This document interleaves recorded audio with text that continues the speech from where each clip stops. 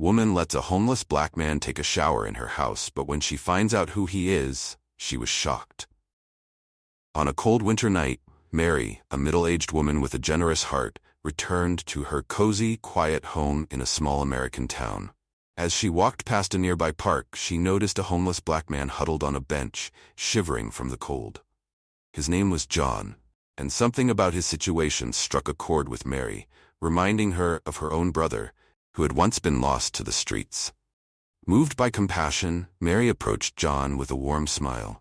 She offered him a hot meal and a place to shower, hoping to provide him with a small measure of comfort.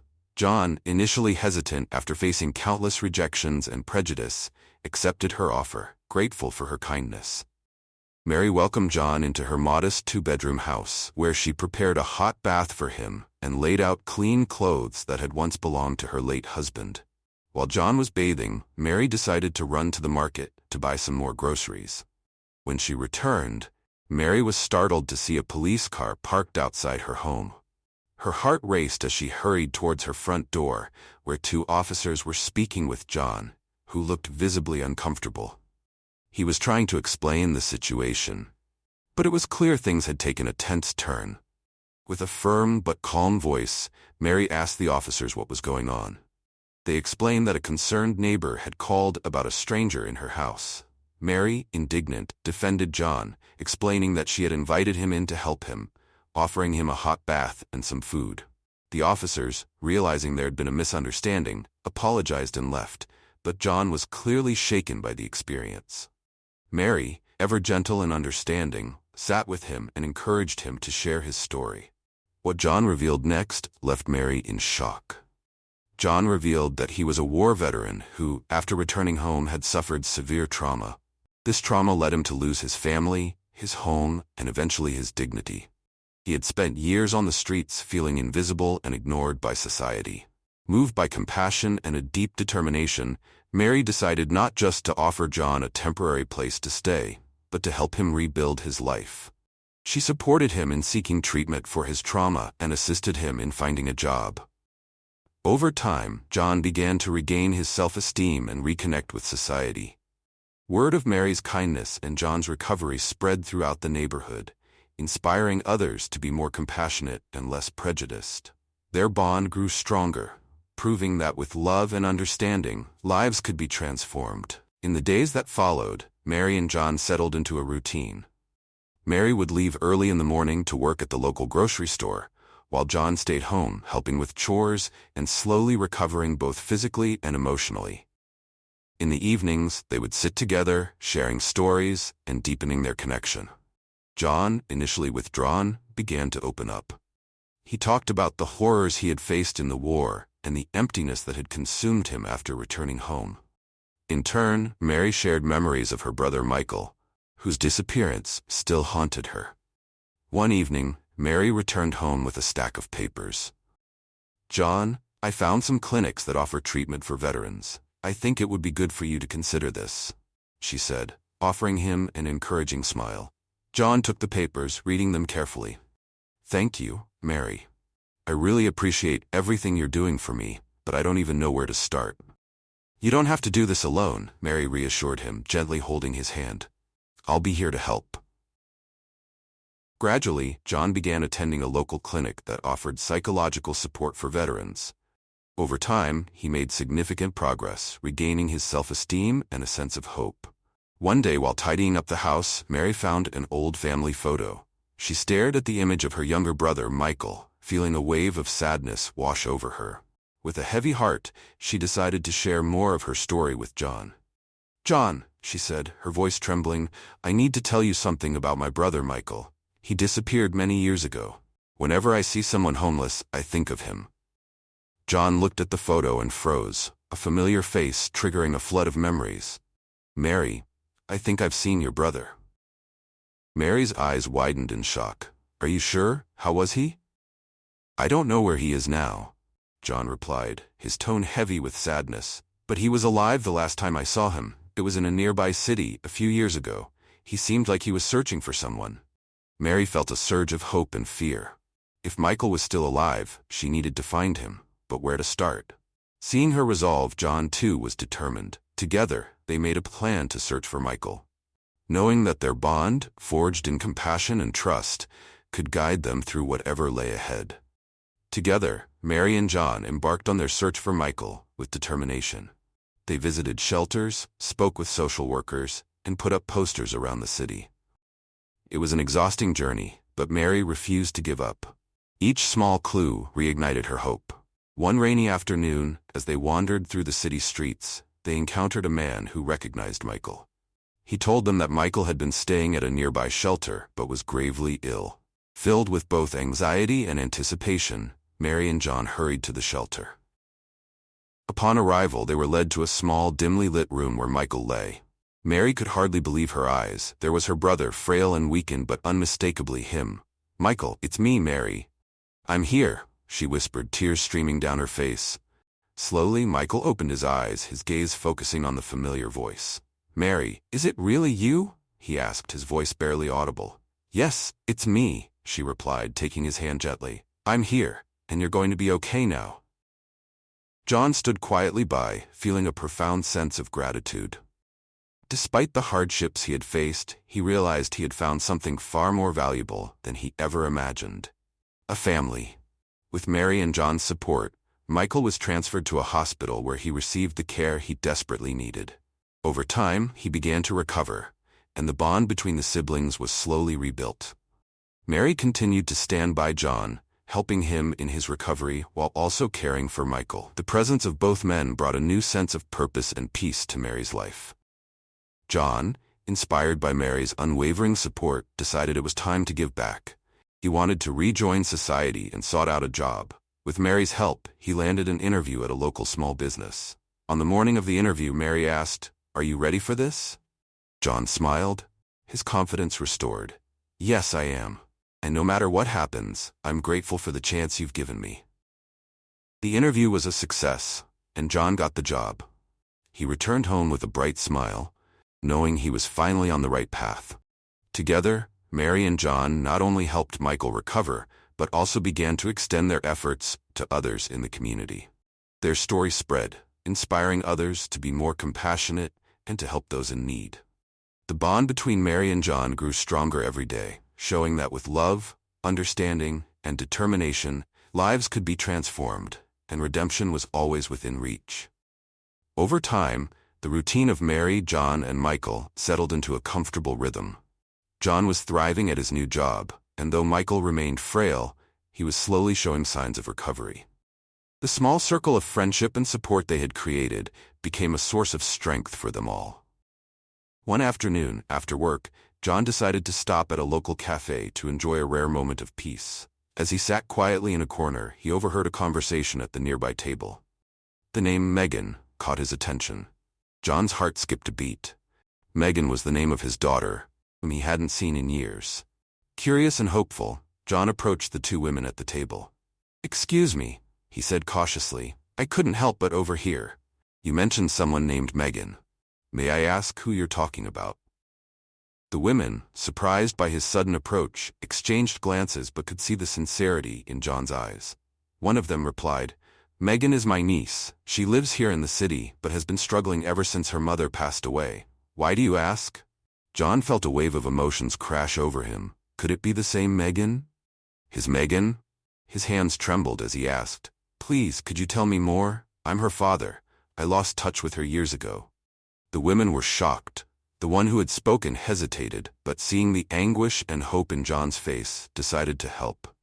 She gave him Megan's address, cautiously trusting that he was who he claimed to be.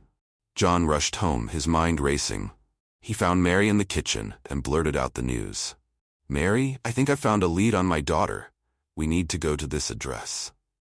Without hesitation, Mary grabbed the car keys. They drove to an older part of the city, where the houses seemed to hold decades of stories and memories. As they neared the address, John's nerves got the better of him. He hesitated, his mind swirling with doubt. Sensing his anxiety, Mary reached over and squeezed his hand. "We'll go together, John. No matter what happens, we're here for you." Together, they approached the door and knocked. After a few moments, a young woman answered. Her eyes immediately reminded John of his late wife. His voice trembled as he asked, "Megan?" The young woman looked at him, confused, though something in her expression showed growing curiosity. "Yes, I'm Megan. Who are you?" I'm your father," John stammered, emotion thick in his voice. "I know I've been gone for many years, but I've come back to find you." Megan stepped back, a mix of surprise and skepticism clouding her face. "My father disappeared years ago. How do I know you're really him?" John pulled a crumpled photo from his pocket. It was an old picture of him, Megan, and his late wife, taken when Megan was just a child. He held it out to her, his voice soft but steady. "This was our family," he said. "Your mother took this picture on your 6th birthday. You had just gotten that doll you wanted so much." Megan stared at the photo, a flood of forgotten memories rushing back. The tightness in her chest grew as emotions overwhelmed her. Tears welled in her eyes, and with a voice trembling, she whispered, "Dad?" They embraced, both crying, their long-lost connection finally reigniting. Mary, standing nearby, felt a deep joy fill her heart. She watched as yet another life was being transformed before her eyes. As the tears subsided, Megan began to share her story. After John disappeared, life had become incredibly difficult for her and her mother. They moved frequently, and her mother never recovered from the heartbreak of losing John. When her mother passed away, Megan was left alone, struggling to survive. "I'm so sorry for everything you went through, Megan," John said, his voice filled with regret. "I was lost for a long time, but now I'm here. I promise I'll never leave you alone again." In the days that followed, John and Megan worked on rebuilding their relationship. Mary, always present, provided the support that helped strengthen their new family bond. However, a new challenge loomed on the horizon. One afternoon, while Mary was at work, a tall, imposing man entered the grocery store. He didn't fit in with the usual customers, and there was something cold and calculating in his demeanor. Mary kept her composure as she served him, but her unease grew with each passing second. "I need to talk to you, Mary," the man said in an authoritative tone. "Do I know you?" she asked, trying to mask her apprehension. "You don't know me," he replied with a chilling smile. "But I know you. And I know you're helping John. My name is Richard. John saw something he shouldn't have, and I'm here to make sure he stays quiet." Mary felt a cold chill run down her spine. "What do you mean?" Richard's smile remained, but there was no warmth in it, only malice. "Just tell John that I'm in town, and he'd better keep quiet about what he saw. If he doesn't, there will be consequences." Mary watched in stunned silence as Richard turned and left the store. Fear and worry gripped her. When she got home that evening, she found John and Megan. Gathering her courage, she told them what had happened. John's face went pale. "Richard was my former partner," his voice shaking. "He was involved in some very dirty business, and I found out. When I tried to expose him, he turned on me and tried to silence me. That's when I fled, and my life fell apart." Mary squeezed John's hand. "We can't let him intimidate us. We have to do something." John knew that confronting Richard would be dangerous, but with Mary and Megan by his side, he felt a renewed sense of strength. They would face this threat together, no longer alone, but as a family. John and Mary decided to go to the police, determined to tell the full story and ask for protection. The decision to report Richard brought a new wave of tension into their lives, but it also sparked a sense of support from the community. Their courage inspired others to speak out, and soon the police launched an investigation into Richard's activities. Though the road ahead was uncertain, John, Mary, and Megan were united by bonds of love and courage. Each day presented a new challenge, but also an opportunity to prove that redemption and justice were possible. The police, recognizing the gravity of John's accusations, placed the family under protective watch. Despite this, the shadow of Richard's threat loomed over them. One morning, while making coffee, Mary noticed John sitting at the kitchen table, staring worriedly at the newspaper. The tension in the air was palpable. Mary walked over and placed a reassuring hand on his shoulder. "We'll get through this together, John. We have the police and the community on our side," she said, her voice calm but firm. John looked up at her, grateful for her support. "I know, Mary, but I can't help worrying about what Richard might do. He's dangerous." Hearing their conversation, Megan joined them at the table. "Dad, we have to stay strong. I lost you once, and I don't want to lose you again. We need to fight." Her determination was contagious, and John felt a renewed sense of purpose. He wouldn't let fear control him. The battle ahead would be difficult, but he was ready to confront Richard and the darkness that had haunted his life for so long. That afternoon, John received a call from the detective leading the case. The investigation had made significant progress, and the police had gathered enough evidence to charge Richard. The detective urged John, Mary, and Megan to prepare to testify in court. The day of the trial came quickly. John, Mary, and Megan sat in the courtroom, ready to take the witness stand. They were not alone. Friends, neighbors, and members of the community filled the room, offering their support. Together, they faced the trial with strength, knowing that no matter the outcome, they had already proven the power of love, courage, and the possibility of redemption. Richard sat across the courtroom, his face twisted in a cold, disdainful smile as the trial began. The prosecutor methodically presented the evidence, revealing the full extent of Richard's criminal empire, which included money laundering and extortion. The tension in the room was palpable when John was called to testify. Taking a deep breath, John recounted his story, starting with his initial partnership with Richard and ending with his decision to flee after discovering the truth about his corrupt dealings. As John spoke, Mary felt a surge of pride. He was facing his fears head-on and playing a key role in bringing Richard to justice. When John finished his testimony, a heavy silence hung in the air. Richard, however, wasn't ready to go down without a fight. With a sneer, he tried to discredit John. "John's always been a failure. He's spinning this story to cover his own mistakes," Richard said with cold mockery. Mary couldn't remain silent. She stood up, her voice steady and resolute. "John is a brave man who faced his fears to stand here today and tell the truth. It's you, Richard, who is trying to hide behind lies and crimes." The judge quickly called for order, but Mary's words had already struck a chord. Her strength and conviction only reinforced the case against Richard. After days of tense testimony and evidence, the moment of truth finally came. The jury announced the verdict. Richard was found guilty on all charges.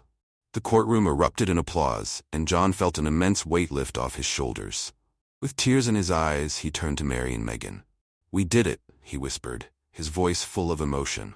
Mary hugged John tightly, feeling a deep sense of gratitude. Megan joined the embrace, and for a brief moment, the three stood together, united. It was the end of a nightmare and the beginning of a new chapter in their lives. With Richard behind bars, life slowly returned to normal. John continued working and attending therapy, steadily reclaiming his sense of self. Mary and Megan remained by his side, offering unwavering love and support. One day, as the three of them walked through the park, John stopped and looked at Mary and Megan with a soft smile. "I never thought I'd find peace and happiness again, but you both gave me that. I'll be forever grateful." Mary took his hand, her eyes warm with affection. "You deserve all the happiness in the world, John. We're here to build a future together." Megan grinned and added, "And nothing can stop us now." With their bond stronger than ever, they faced the future with hope, knowing they had overcome the past and were ready for whatever came next together. The future was uncertain, but Mary, John, and Megan knew that with love and support, they could face any obstacle. They were ready to continue their mission of transforming lives and spreading hope wherever they went. With Richard now in prison, their lives entered a new phase of tranquility and rebuilding. The tensions that once weighed on them began to lift, and the community slowly healed from the damage caused by Richard's crimes. John found stability in his job at the local business, where he earned the respect and admiration of his colleagues. Often he was seen talking with veterans and others who had fallen on hard times, offering advice and encouragement. His journey from the streets to a respected member of the community inspired many, and he became a beloved figure, always ready to lend a helping hand. Meanwhile, Mary poured her heart into supporting those in need. She began organizing community events to raise funds and provide resources for the homeless. Her compassion and drive were noticed, and soon she was receiving recognition for her efforts, earning honors and praise for her tireless work. One evening, as the three sat together in the living room, Mary's eyes lit up with excitement. "I have an idea," she said with enthusiasm. What if we open a community center to help the homeless and veterans, like you, John? John and Megan exchanged surprised but excited looks. That would be amazing, Mary, John replied. We could offer shelter, food, and programs to help people reintegrate into society. Megan nodded eagerly. I could help with the administrative work and organize fundraising events. It's a way to give back after all we've received. With their decision made, they set to work on the project. The community rallied behind them, offering support and donations. In a short time, they secured a location for the center and began renovations. The opening of the community center was a deeply emotional event, attended by friends, neighbors, and many whose lives had been touched by their story. They named the center House of Hope, a name that symbolized the journey they and many others had taken. During the opening ceremony, John gave a heartfelt speech, his voice steady but full of emotion. Life can knock us down in ways we never expect, he began, but with love, support, and determination, we can rise again. This center is living proof that redemption and hope are always possible. As the crowd applauded, Mary, John, and Megan stood together, knowing they had created something far greater than just a building. They had built a future, one rooted in compassion, unity, and the unwavering belief that no one is beyond hope. With tears in his eyes, John said, "You gave me a second chance, Mary, and now we can offer that to everyone who needs it." Mary, holding John's hand, added, "Everyone deserves a second chance, and here we'll make sure they find it." The community center quickly became a beacon of hope for those in need. It offered everything from hot meals and shelter to rehabilitation programs and job opportunities. Mary, John, and Megan worked tirelessly, their presence a constant source of encouragement for everyone who passed through. Even Michael, despite his slow recovery, found a renewed purpose at the center. He helped in the kitchen, preparing meals and offering kind words to visitors. The experience of nearly losing everything and then finding a new purpose had transformed him, and he wanted to share his wisdom and newfound perspective with others. As time went on, the House of Hope became more than just a shelter. It became a true community. It was a place where people could find not only support and friendship, but also a second chance to rebuild their lives. The story of Mary, John, Megan, and Michael continued to inspire others, and soon the center grew, receiving donations and volunteers from across the country. A year after the center opened, they gathered for a celebratory dinner. The room was filled with laughter and animated conversations as they reflected on all they had accomplished and the countless lives they had touched. Who would have thought that a cold winter night and a decision to help a stranger would lead us here? Mary said, smiling at John. John squeezed her hand and replied, "You changed my life, Mary. Together we've changed the lives of so many others. I'm eternally grateful." Megan, her eyes sparkling with joy, added, "We're a family now, and together we can face whatever comes our way." Though the future was still uncertain, Mary, John, Megan, and Michael knew that with love and support they could overcome any obstacle. They were ready to continue their mission, transforming lives and spreading hope wherever they went. The message of the House of Hope was clear. Everyone deserves a chance at redemption. With compassion, determination, and love, it's possible to transform even the most broken of lives. Mary, John, Megan, and Michael had proven that love and understanding are the most powerful forces in the world, capable of healing the deepest wounds and bringing light into even the darkest of moments. And so, their journey of redemption and hope continued, inspiring generations to come, and showing that together, we can build a better, kinder world.